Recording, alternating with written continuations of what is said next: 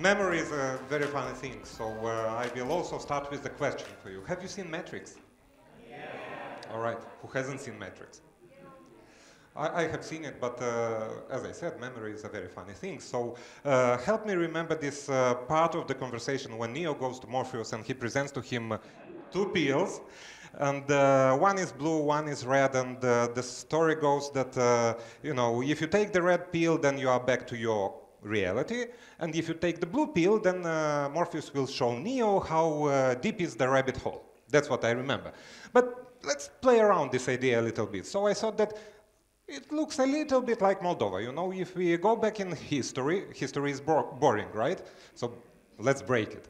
If we go back in history, it seems to me that, you know, if socialism was a red pill and capitalism was a blue pill, then all of a sudden we took the blue pill. And I'm not happy, you know, and not because I don't believe in capitalism, but just, you know, I'm not happy. So I'm thinking that maybe there is something more. And I'm going to speak today about the third pill. And the reason I'm doing this is that I am an economist, and you know, the economists, what they usually do, they speak about other people's wealth. And, you know, in Moldova, being a Moldovan economist, you know, I'm not speaking about other people's wealth. I'm speaking about Moldovans' wealth, and why is it so little? So therefore, I need the third pill, and you'll help me figure it out. Now, back in '91, that was the historic moment when Moldova was born. We had to say goodbye to Papa Carlo, and we had to move to this new father of ours, Adam Smith, that would walk us into the house of capital. What we had to do by doing this transition is to change mentality. And mentality is hard to change, but we had to do it overnight. So, you know, the night of the transaction was simple. We thought that, okay, we sell something, we buy something else. What we sold was perfect. I mean, nobody would ever complain that it's such a pity to get rid of state control and a situation where all belongs to nobody. That was the situation we were in, so we wanted to get rid of this, and what we hoped to buy out of this transaction is freedom, first of all, and then economic wealth. Maybe we were naive by just taking one pill to buy all this stuff, but what we got in addition to this is poverty and inequality, and we got election. Now, is it democracy? I don't know yet, but at least we are doing it quite often. So, in any case, all these crazy things like deposit wars, hyperinflation, recession worries, these were the things that we somehow bought, but being unaware that they are also coming together with this pill. And you know, I think this is actually a very Moldovan thing, because I noticed that Moldovans normally don't read instruction until they see that something is not working. Now, having seen that something is not working, and thank you, Kalman, for presenting the GNI figures and all this, you have seen that, yeah, it's not working. So let's read the disclaimer now. Let's read the instruction. What I suggest now is that we think about two questions that are quite important.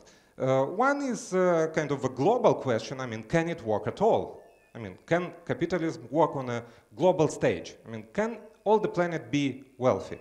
And there are three guys that have inspired me into some stream of thought.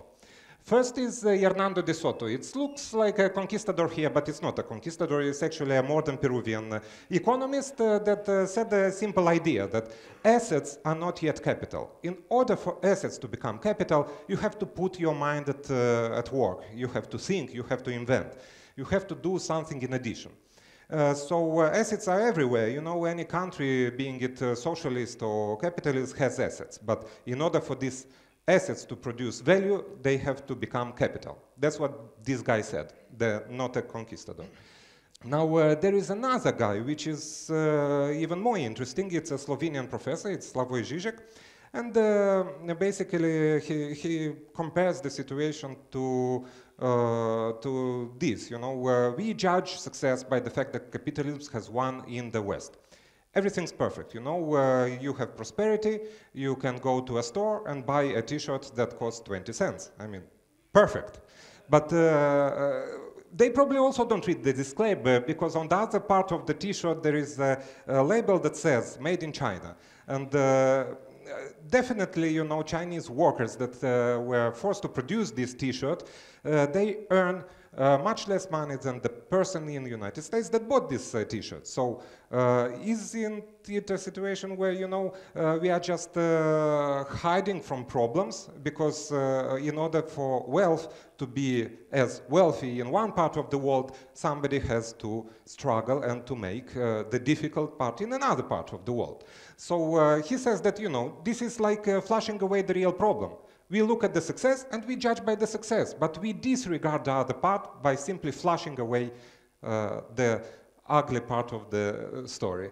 And another thing which I don't enjoy as much about capitalism is this consumption mania. You know, we want to have things, gadgets, new things.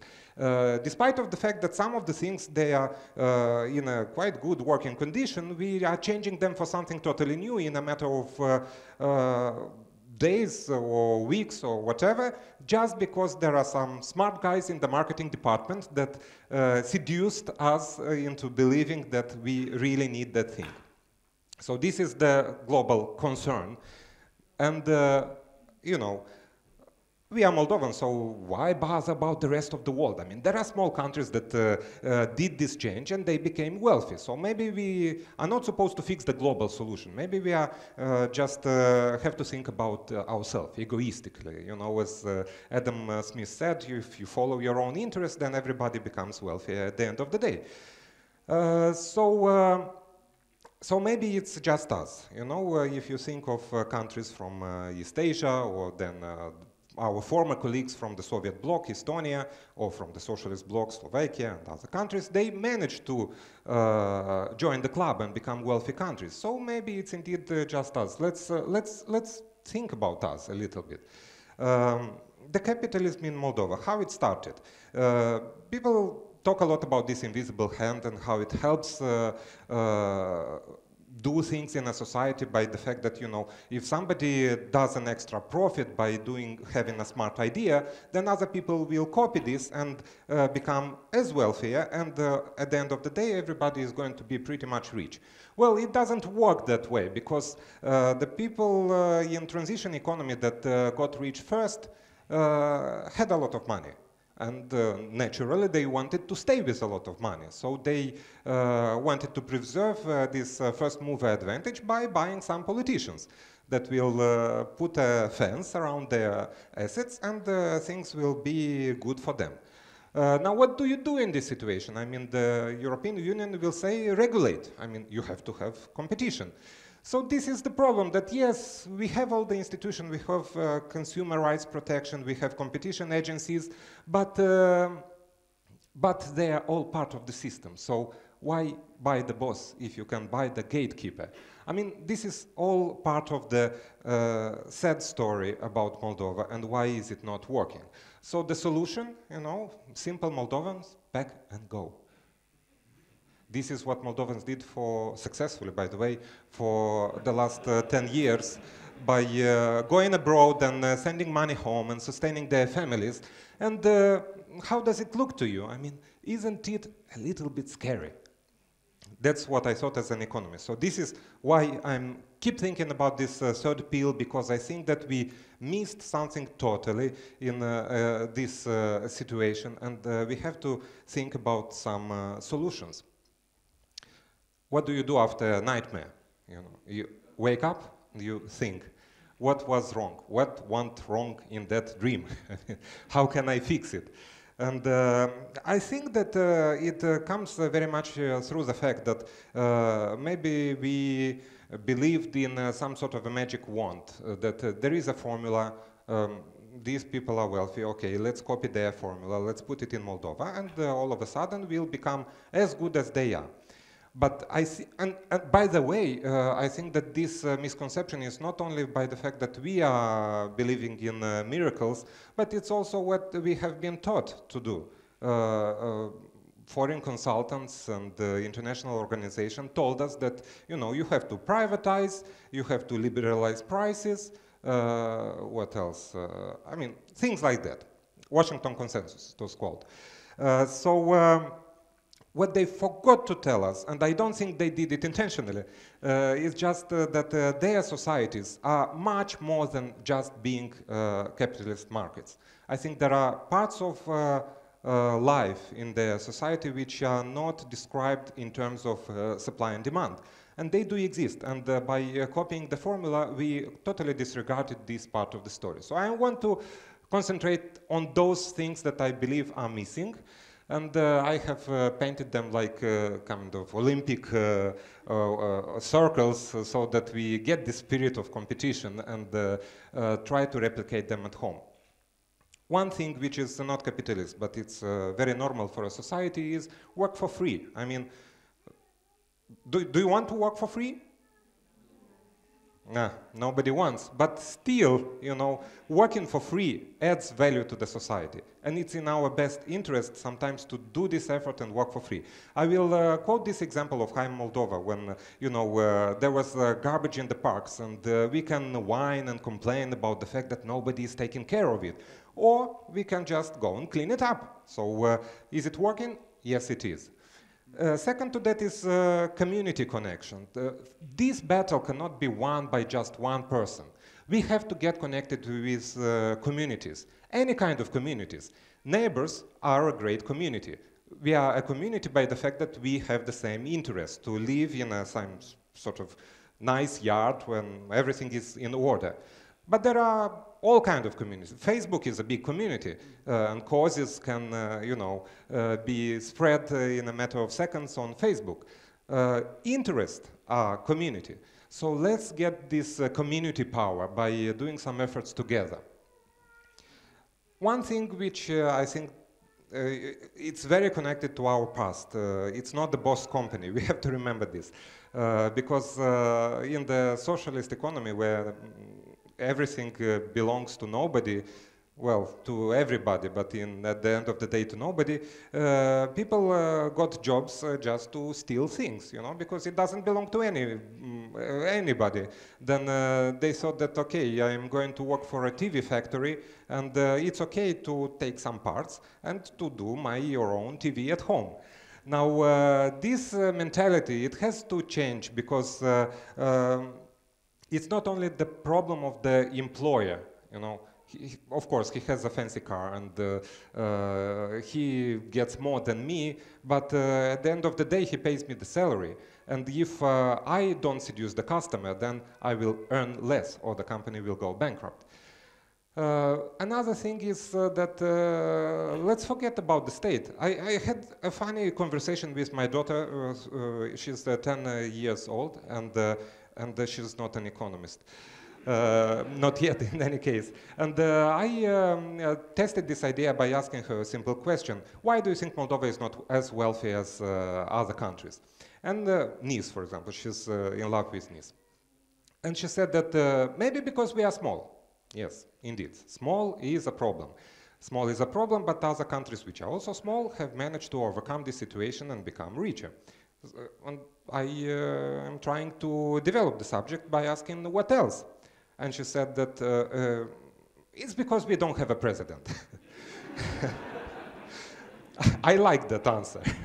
But today we are not speaking about politics. And the leadership is, of course, part of the problem. But I think that not everything is up to them. We can do a lot of things. It's just we have to stop waiting for a mayor to come and do something in your house, you know. It's just let's do things by ourselves and let's try to fix them. So let's do things by ourselves. This is one of the circle. And finally, one point is we have to get loud about the problems that we are facing. Sometimes we are shy and we say that, well, who am I to speak about the problem? Because I'm a small person, nobody hears me, let the wise guys do it. And what comes out of the situation is that things don't come to the agenda of the politician, which are called to solve these problems. And instead of doing, I don't want to give examples now, but instead of doing the funny things that they are usually doing, they would maybe finally hear and do something which I care about. So getting loud is very important. How does it look to you? I don't know. But you know, these 5 circles is what I personally discovered by being a modest economist and trying to think outside the box and forget about the numbers. And I just want to wake up one day seeing Moldova's wealthy and mature and clean and beautiful country. This game is about winning.